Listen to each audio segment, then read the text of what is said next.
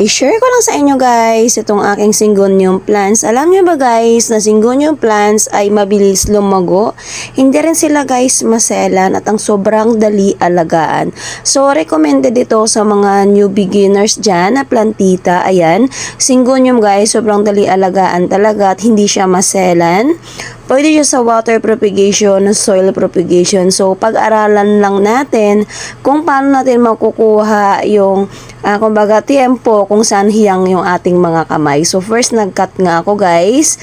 Ayan, putulin ko nga kasi masyadong mahaba.